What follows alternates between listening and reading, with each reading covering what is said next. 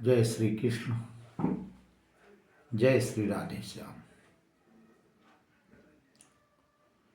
श्रीमद्भागवत पुराणांतर्गत महात्म के 5वें अध्याय में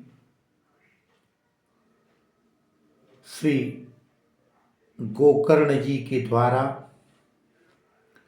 बड़ी ही मधुरम और लोक कल्याणकारी कथा का श्रवण किया गया, करा रहे हैं।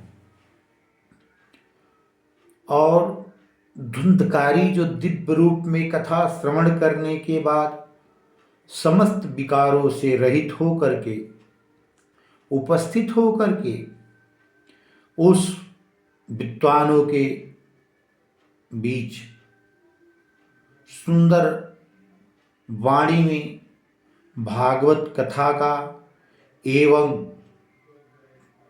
सप्ताह यज्ञ का बड़ा ही सुंदर विवेचन किया। इसी क्रम में धुंधकारी जो दिव्य रूप में परम वैष्णव हो करके कथा के प्रभाव से उपस्थित कहते क्या हैं? बुद्बुदाइव तो येषु मस्काइव जंतुषु। बुद्बुदाइव माने जो जल का बुलबुला होता है, उसी प्रकार से मस्काइव जंतुषु, मशक माने मच्छर के समान समस्त प्राणियों में होते हैं। और जायन्ते मरणायैव कथा श्रवण विवर्जिता। कथा श्रवण की विवर्जित होने से उन मनुष्यों का, उन जीवों का जीवन मशक के समान है, मच्छर के समान ही होता है कि जो पैदा होते हैं और मर जाते हैं। निश्चित रूप से पैदा होना, मृत्यु को प्राप्त करना, यह मच्छरादि जीवों का धर्म है। इसके बाद उन्होंने कहा, किम जड़स्य शुष्क वंशस्य यत्र ग्रंथि विभेदनम चित्रम किम तदा चित्त ग्रंथि भेदम कथा श्रवा। कहें जैसे ही जड़ता की ग्रंथ से छूट जाता है जीव, और किम चित्रम तदा चित्त ग्रंथि भेद कथा श्रवा। चित्त में जो ग्रंथियां हैं, तमाम प्रकार के विकारों की जो ग्रंथि है, वो कथा श्रवण मात्र से दूर हो जाती है। आगे भिद्यते हृदय ग्रंथे छिद्यन्ते सर्व संशया क्षीयन्ते चास्य कर्माणि सप्ताह श्रवणे स्मृता। निश्चित रूप से भिद्यते हृदय ग्रंथि, हृदय रूप में, हृदय में जो ग्रंथि बनी है विकारों की, वह छूट जाती। जो माया से युक्त ग्रंथि है, वह भी छूट जाती। और छिद्यंती सर्व संशया, जीवन की सारी संशय अपने आप समाप्त हो जाते। संशय तो यहां क्षण क्षण पे है, पल पल पे है।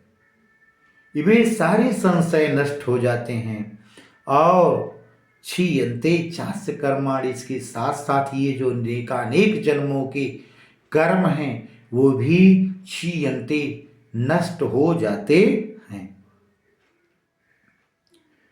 आगे धुंधकारी कहते हैं क्या कि संसार कर्दमालेप प्रक्षालन पटीयसी कथा तीर्थे स्थिते चित्ते मुक्तिरेव बुधै स्मृता। कह रहे हैं संसार कर्दमा लेपो प्रक्षालन पटीयसी। जो संसार में उत्पन्न हुआ वह कर्मों के कीचड़ से दूषित हो चुका है, उसके प्रक्षालन में श्रेष्ठतर केवल और केवल एक उपाय क्या? कथा तीर्थ।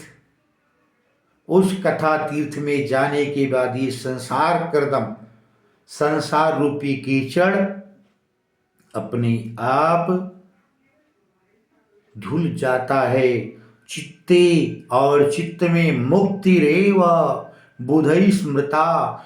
चित्त में मुक्ति स्थित हो जाती है और मुक्ति निश्चित हो जाती है। विद्वानों के द्वारा ऐसा कहा गया।